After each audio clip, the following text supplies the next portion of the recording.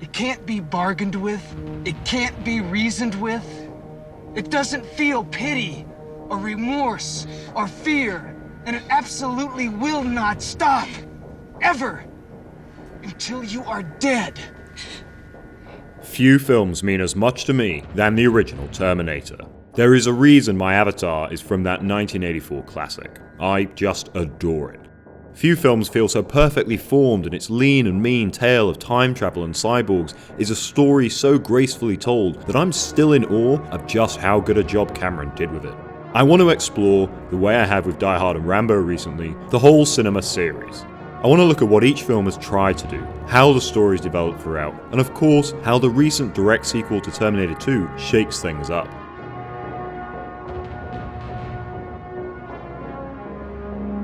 Be aware I'm sticking to the films of this one, and may instead look at the Sarah Connor Chronicles in a future video. Let's get this out of the way from the start: The Terminator doesn't make sense.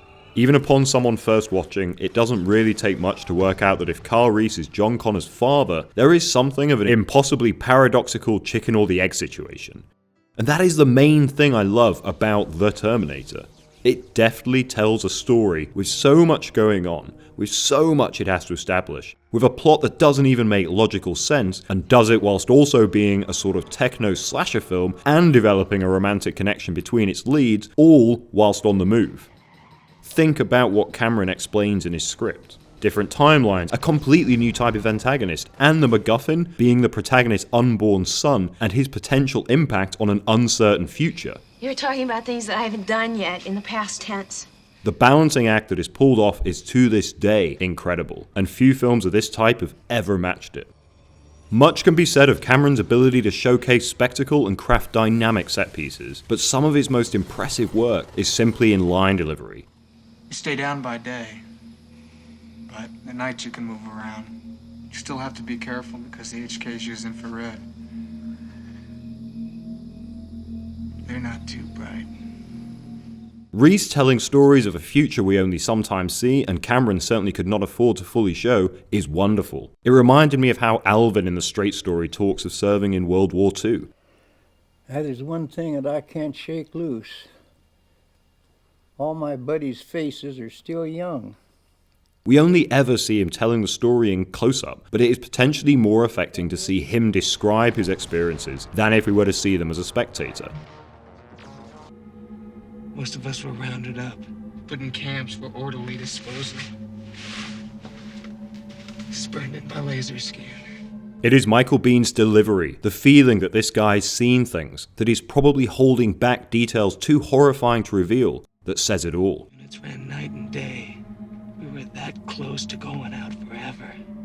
Cameron might be a master visual artist, but he's just as skilled at the tell, don't show school of storytelling.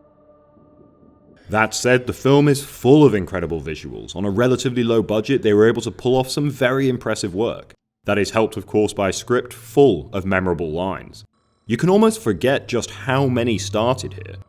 From the third film onward, there aren't really any quotable lines. They all just seem to reference bits from this film. I'll be back. I'll be back. I'm back. I'll be back. I'll be back. What? Including a line so good, it instantly makes you fully believe a romance between people who had only met days earlier. I came across time for you, Sarah. I love you. That of course it had one of the greatest cinematic villains of all time is just icing on the cake. Schwarzenegger's near wordless performance is fantastic, helped of course by the raw and genuine feeling reactions of his prey. One thing that is missing from the later films is the precise callousness of the original's T-800. His executions are disturbing. Seeing him icily gun down innocent women that happen to be named or related to Sarah Connor, bystanders, and even a police station full of cops is still quite affecting. Though none of these films feel hard R-rated, this one could not have an ounce of blood and retain all of its capacity to shock.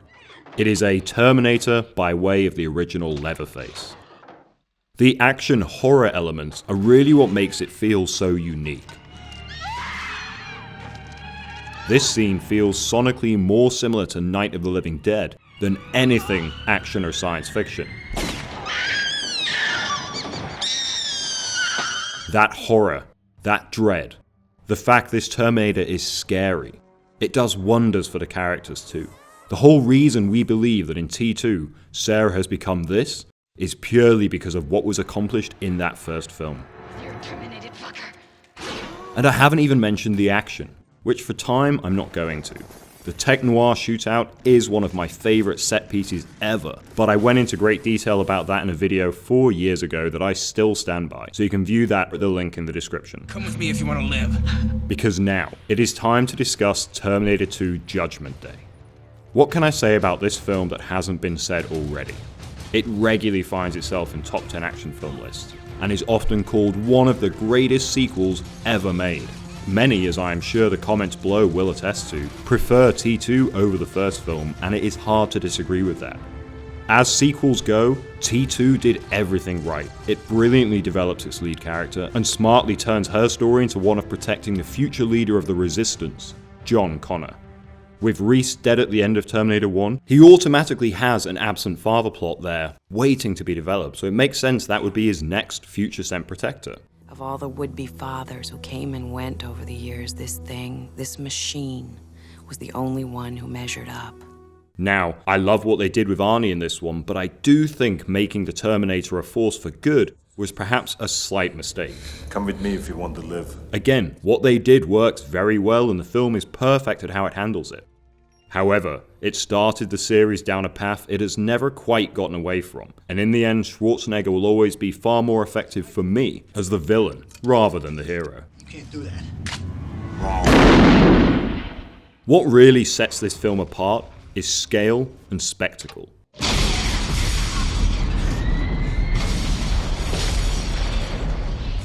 Though the road trip-esque story with its one lead antagonist feels smaller scale than most blockbusters these days, the ideas and the ramifications of the story have been hugely escalated.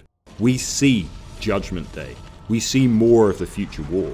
They don't just protect John, but they shut down Skynet before it can even happen. And of course the action, stunt work and CGI was revolutionary. Much has been said about the size of the leap this film was technically, but also few Hollywood films had such well-crafted action that utilised also such audacious stunt work, mixed with that aforementioned CGI. Cameron was working at the top of his action game here. Every location is clearly set up first. Everything is shot in a clear manner to follow the action. That action then develops wonderfully. Such as how here John cuts off the truck that later the T-1000 will take over. A small detail, but enough of those throughout makes the film a breeze to understand geographically. The build to that scene was fantastic of course, with this being the last film to really handle dread and tension as well as the first. If anything, one small point is that this scene would have been far more powerful if audiences were not sure the T-800 was a good guy. This scene is clearly edited to feel tense and as if Schwarzenegger could be an antagonist, which was the intention early on. It is meant to be a bit of a twist that is telegraphed way earlier in the film with the use of bad to the bone.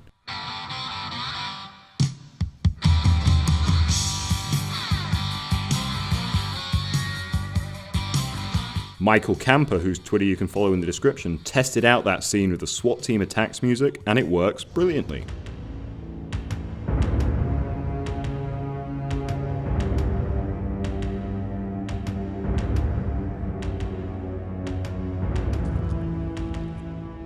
Is it a big deal?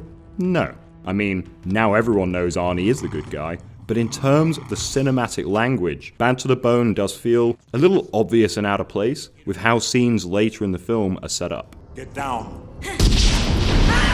And that is maybe Terminator 2's weakest point for me. They want to show so much of everything, get it all up on the screen, that compared to the very economic first, it is a little bloated. It is the longest Terminator film to date, and you do feel it. It goes by quickly, don't get me wrong, but there's just so much going on, we get large stretches between the action where the film flags a little, especially on rewatches. That the final act is basically a more expensive retread of the first doesn't help, especially when the chase stops halfway only to start again on the same stretch of road.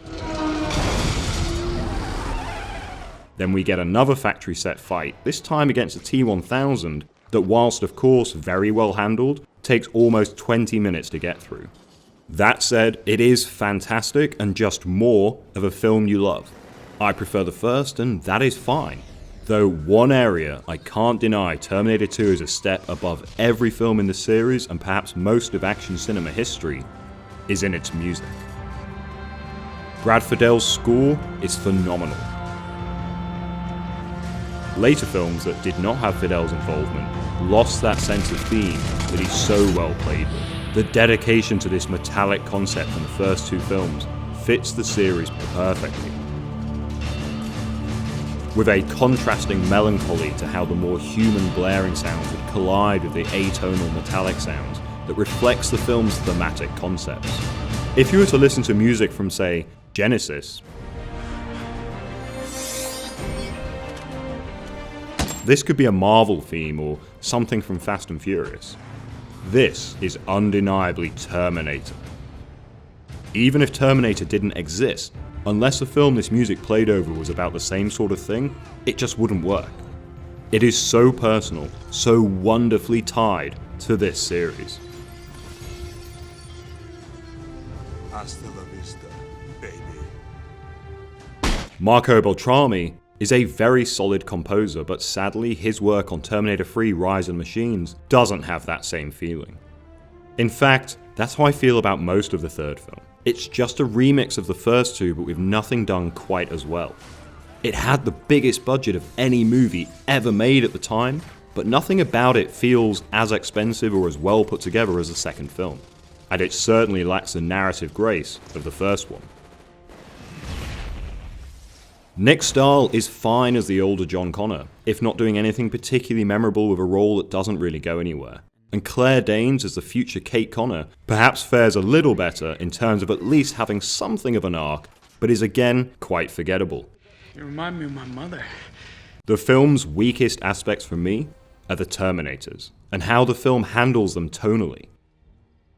The liquid metal T-1000 was such a perfect contrast to the clunky, heavy T-800, that the series has struggled to ever really make a new Terminator that can match its simplicity. This one can morph, but also it has weapons it can fire. Genisys had the T-3000, which uses nanotechnology. The Rev-9 can split. The shadow of these two villainous machines has remained over the series ever since the second film ended. And the TX especially disappoints with a robotic design that just isn't all that impressive. It is a shame as Kristanna Loken plays it well, and moves especially in a believably robotic way, but the film around her does not support the performance. Terminator 3 is, I believe, a film that was unsure whether it wanted to be PG-13 or R-rated. Americans will of course remember it being R-rated, but that is something I and many Brits were surprised to find out upon hearing Dark Fate was the first R-rated Terminator since the third. In the UK, it was passed uncut as a 12, which means anyone 12 or over can go see it alone. I vividly remember being a little surprised the hand through the cop gag was there, but otherwise, it feels like a PG-13 work. Cameron had played with the idea of the Terminator being there for somewhat comic relief, evidence of which remains in his lesser extended cut of the second film, but saw fit to remove it at the time. Maybe you could practice in front of a mirror or something. Sadly here, that isn't the case, and it leads to tonal issues, such as where the machines are often reduced to being figures of fun, which lessens their impact dramatically. Of course, seeing the Terminatrix inflate her breasts is pretty regrettable, and narratively her apparently seductive nature doesn't ever come up again. You're close. Talk to the hand. But how about that the T-800 spends the whole film dressed Now. in a stripper's costume?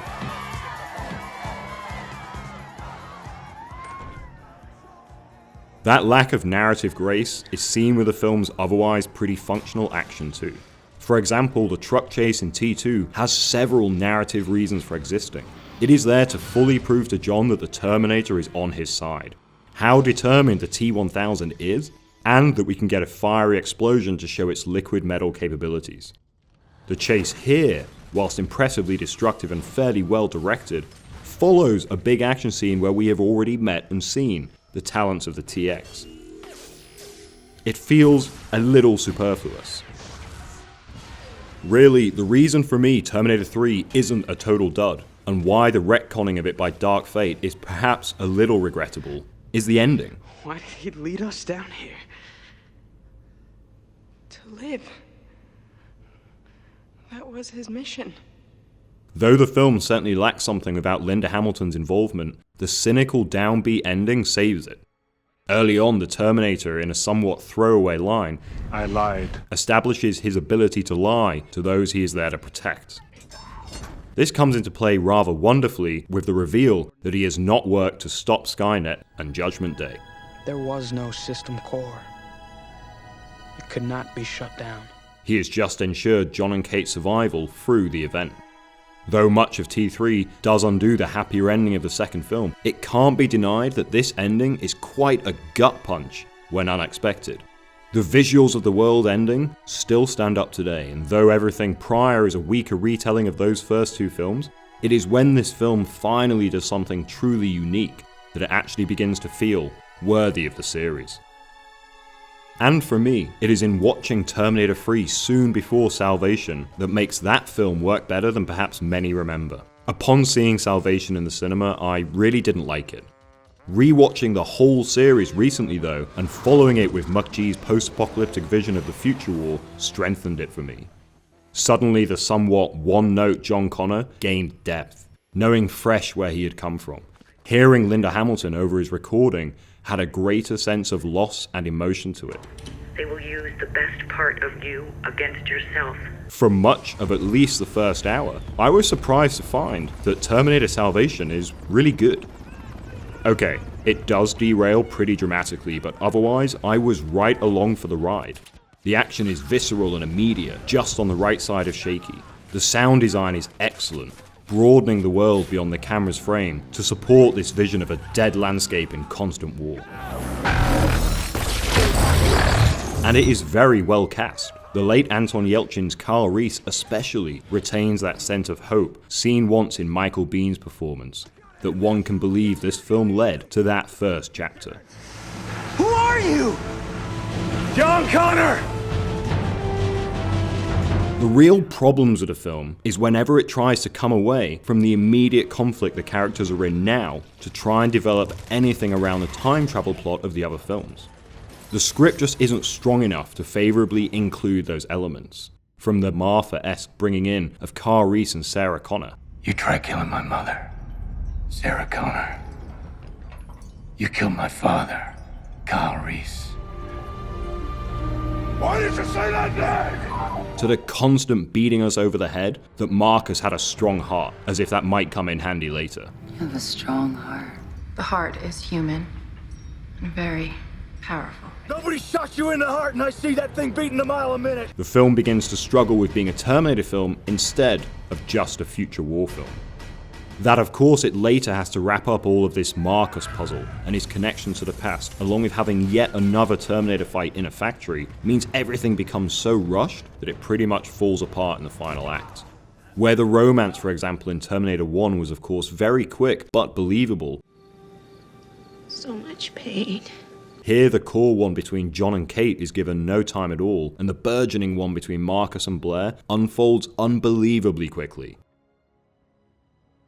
The problem for most of the films in this series is they want to be quick action flicks, but have so much convoluted story to tell that they end up at odds with themselves. That you were made to serve a purpose. To achieve what no other machine has achieved before. To infiltrate, find a target, and then bring that target back home to us. Terminator Salvation was almost a great Saving Private Ryan-esque future war film, but with its need to destroy Skynet, see Arnie, show Connor becoming a true leader, and ensuring the survival of Kyle Reese, it just collapses in on itself by the end. Which would potentially make Salvation sound like the worst film in the series, even if I personally probably like it a little more than the third film. But oh no, there was something far worse coming. It was time for Terminator Genisys. So what is Genisys? A sequel, a prequel, a reboot? It's sort of all of them and none of them, and just trying to work out where it fits as you watch the film is part of why it works so poorly.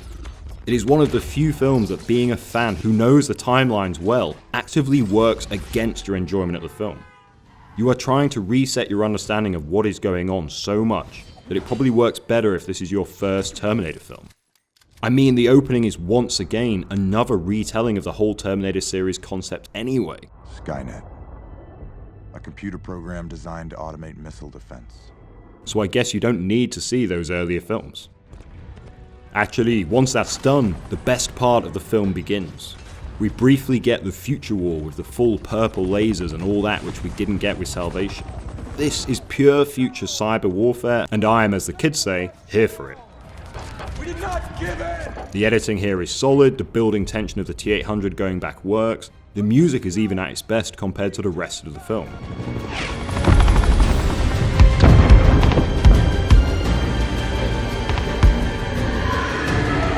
After this though, it is all downhill.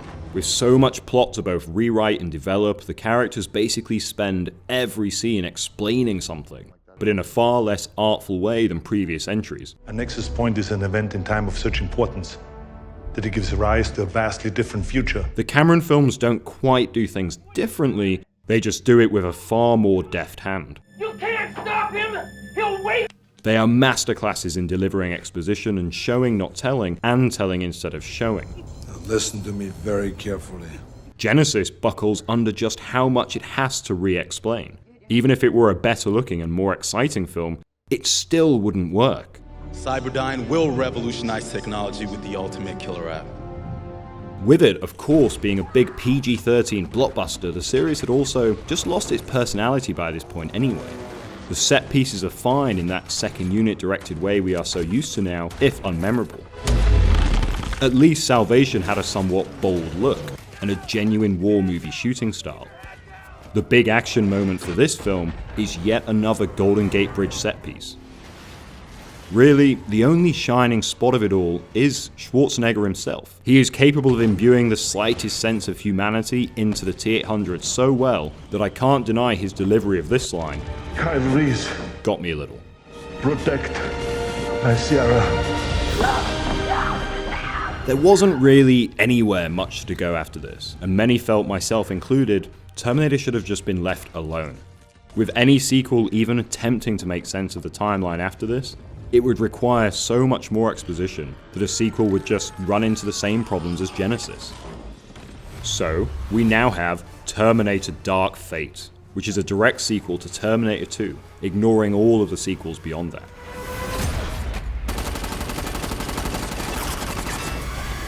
It worked very well for the 2018 Halloween, a film I enjoyed immensely, so it makes sense here. It is certainly better than remaking the first film or something, which Halloween also tried, to far worse results than its recent sequel. Halloween is an interesting comparison really, because if anything, the original Terminator has quite a lot in common with it. The Terminator is a horror film as much as an action film, with the robotic movements of its lead reminiscent of Michael Myers in the first film. Neither film feels hard-R due to the blood, but instead due to the callous indifference of their terrifying villains. With Terminator Dark Fate touted as a return to R-rated form, I was interested by how it was going to handle certain elements I consider integral to the first two films: dread and tension. Even Terminator 2 so effortlessly made clear how indifferent to human life the T-1000 is. He only needs to say, "That's a nice bike," for us to know someone is about to die. Something that T3 funnily enough attempted numerous times to nowhere near the same effect. I like this car. I like your gun. And in Dark Fate, to still slightly lesser impact. Expect a big ping, brother. The whole body's a weapon. If you want to remain totally unspoiled on Dark Fate, this is where I'd tune out and skip to the last minute of the video. I'm not going to go spoiler heavy, but just in case. The biggest shame for me really is that though Dark Fate is certainly gory and I appreciated Gabriel Luna's performance as the intensely focused Rev 9, he moves so quickly with sometimes frankly obvious CGI and movements that appear to defy gravity, that impending sense of doom you once got with a Terminator is, if perhaps not entirely missing, then certainly lacking. After an opening that narratively didn't bother and instead quite impressed me with its Alien Free-esque twist, is sadly let down by ropey de-aging effects, the film wastes no time in getting into the action. It very quickly establishes Danny as a bit of a leader figure, believably starting her arc, and setting up a relationship between her and Grace that is certainly functional. I had questions of course later based on the opening, such as why if there is a new AI called Legion, unrelated to Skynet, does the time travel technology work in the exact same way, and Grace talks of Terminators in the future, but I digress. It gets into the action quickly with a chase scene that is really pretty clear and easy to follow.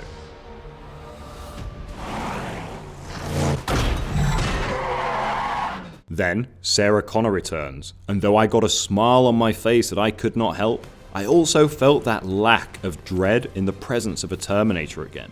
Rather than fear or a demand to just run, we get this winky callback to the earlier films. I'll be back.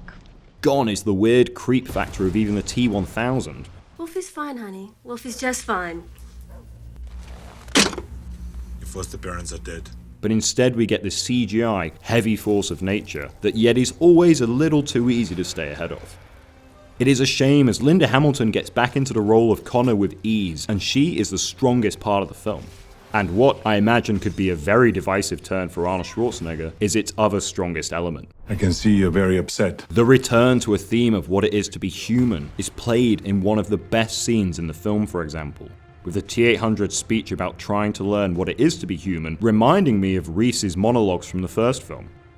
That the most optimistic speech of perhaps the entire series is delivered with believable pathos by the machine that in the opening moments killed a child is a bold and surprisingly successful move. Why not just let me have her? Because we're not machines, you metal mother. The real problem is in again having an adherence to what came before. It is all becoming a little creaky. They don't want to undo the second film's ending, so just introduce a whole new future oppression that is almost exactly like the last one. They have a Kyle Reese figure, but still want the cool visuals of fighting, so make her an augmented part machine human. It's another semi-remix of the first two films that again only really shines when it finds its own voice. Sadly, that voice is tied directly to the characters of the original films. Why do you care what happens to her? Because I was her. Leaves me unsure of how it could have been better. In the end, by being a sequel to already one of the best sequels ever made, it had an impossible task of ever really fully pleasing. By us! You, Danny. You're my mission. Really, I enjoyed Dark Fate for what it is, a sequel to Terminator 2. It is a welcome return for Hamilton, and I think it really wrapped up the concept of a nice T-800 as well as one could expect. I hunt Terminators. Enough of a resume for you. So, what is the fate of this series? Well, I don't think it will ever truly die. This film sets up a sequel with Hamilton and Natalia Reyes that I'd be happy to see. With just those two characters remaining, it allows for something of a fresher narrative going forward. I'd also be happy to let the series rest, and it come back with an entirely new cast. I'd be fine with either one. To be a fan for a minute and say what I'd like to see, honestly, maybe stick with Danny. I'm done running. I'm gonna stand and fight! But go smaller. Something the level of, say, Upgrade or just the original film. Bring back the horror aspect and perhaps even a The Thing level sense of paranoia. These were always designed as infiltration units, hard to spot. It's one of the things Dark Fate plays with more than anything, with the Rev 9 gaining access to areas due to his ability to morph. Sorry. I'd like to see that developed further. Terminator will probably never stop. It will always have enough fans, enough receipts, enough filmmakers inspired by it that someone will always have their own idea of where to go next. The best thing about Terminator outside of those initial stories is the promise of the world it created. There is still promise in the themes of Terminator, in the style, in the music. The story is of humanity, and we don't need to keep seeing the same humans, as effective as they have been so far, to tell great stories. And finally, since we are somewhere near the subject of 80s horror, I'd like to remind you that you can purchase a special edition of In Search of Darkness only until midnight on Halloween. It is a fantastic film I've been involved with for a while. Stick around for the trailer and buy the film at the link in the description below. So this is the 80s. It was a free-for-all for concepts. When your guard is down, bam. Very impressive gore. I just think they're hilarious. Show me. 80s horror was honest. Most horrifying things that I'd ever seen. Terrific. It felt like a simpler time. Good and evil, right and wrong.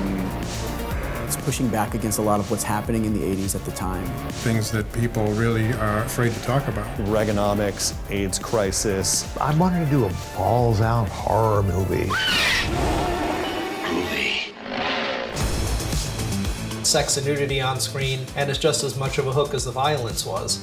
That resonates on a biological level with every human being. It got into your head. I'd like sit friends down and be like, you gotta see this.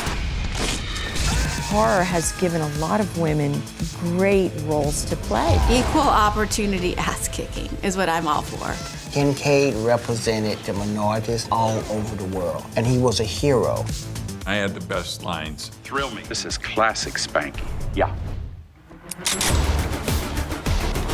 Everything's ironic, everything's funny.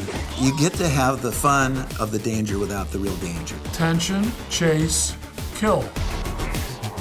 It's just our survival. That element of the unknown, that sense of mortal fear, is what the quintessence of horror is about. You are gonna die! Horror films are excessive. They're purging. It's like this whole giant thing in your face.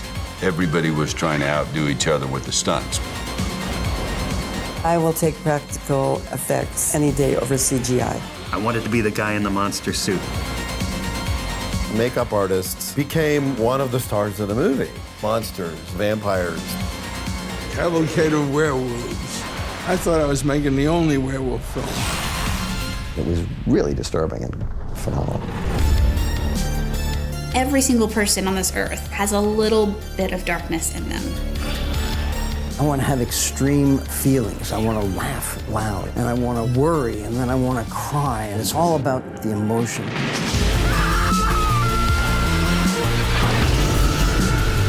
I was a kid in Stranger Things that would hop on my bike with all my friends, ride down to the video store, rent a stack of horror movies. We were all in the moment and making stuff up. I love the magic of the movies. We don't take ourselves seriously, but we take the movies very seriously. Nostalgia is powerful. Guilty pleasure? I'm not guilty about it. I don't feel guilty. I think it's great. We have such sights to show you.